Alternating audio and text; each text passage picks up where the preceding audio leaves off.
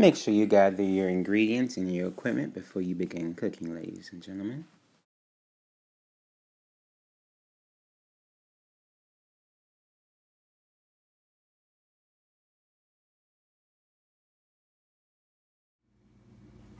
Hey, good morning. So today we're going to be preparing beef stroganoff, and per usual, before we begin cooking, always make sure you have parental supervision or parent permission before you begin cooking. So our ingredients that we need will be ground beef. And I'm going to tilt this down so that you can see a little bit better.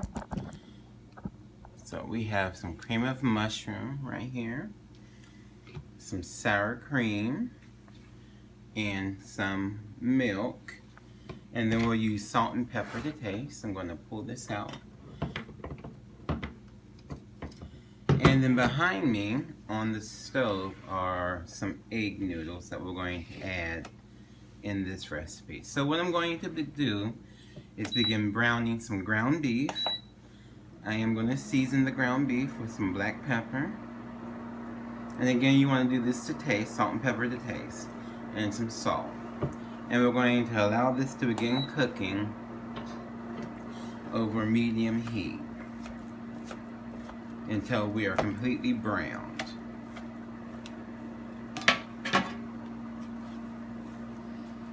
So during this stage, I'm going to brown the meat. I'm going to continue to cook the meat until it reaches 155 degrees.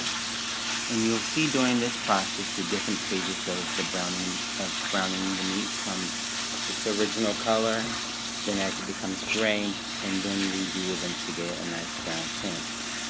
Also during this stage of browning the meat, if you're working by yourself, you also have to do what we call either multitasking or the professional term in the kitchen we refer to as dovetailing, where we're going to stir the egg noodles that are in the background to ensure that they cook each other properly al dente.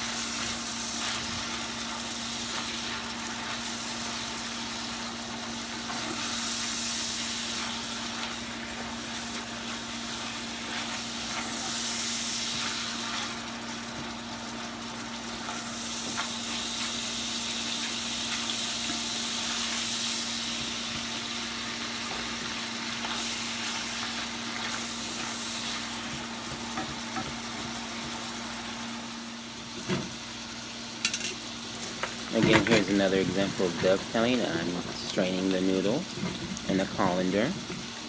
And then I'm going to put the noodles back into the saucepan until I'm ready to use them. And I'm done.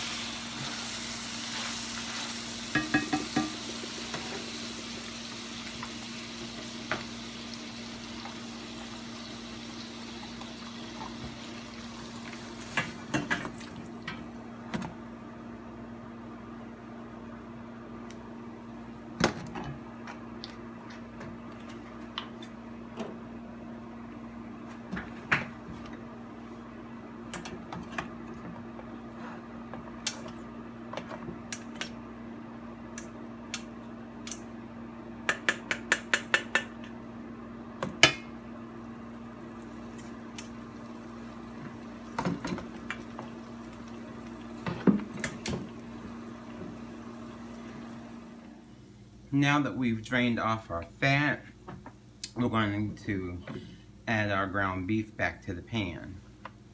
We're going to begin building our sauce for our beef stroganoff by adding our cream of mushroom soup. You can use store brand or Campbell's. I am using Campbell's brand in this recipe. You're going to use sour cream, about 8 ounces of sour cream, especially if you're feeding a large family of 4. You're going to add 1 cup of milk. Now the recipe that we're going to be doing in the lab has reduced amounts because, again, we're not making big portions in the lab. But for a family of 4, you can increase the amount of ingredients that you're using. And then we will begin stirring our sauce together.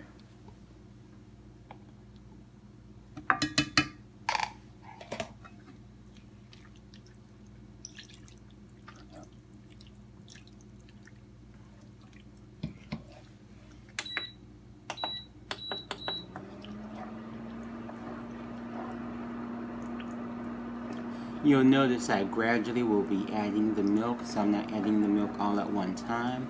That way, one, I don't make a mess when stirring in the ingredients, and two, it allows me to reduce the amount of milk if I think that my sauce will be too thin. And you'll notice I am adding a little salt and pepper throughout this process because, again, our goal is to build flavor. And just be mindful, know what your favorite flavor profile is. If you like spicy, then you can add a lot of black pepper. If you're not a spicy person, be careful with the amount of black pepper that you use.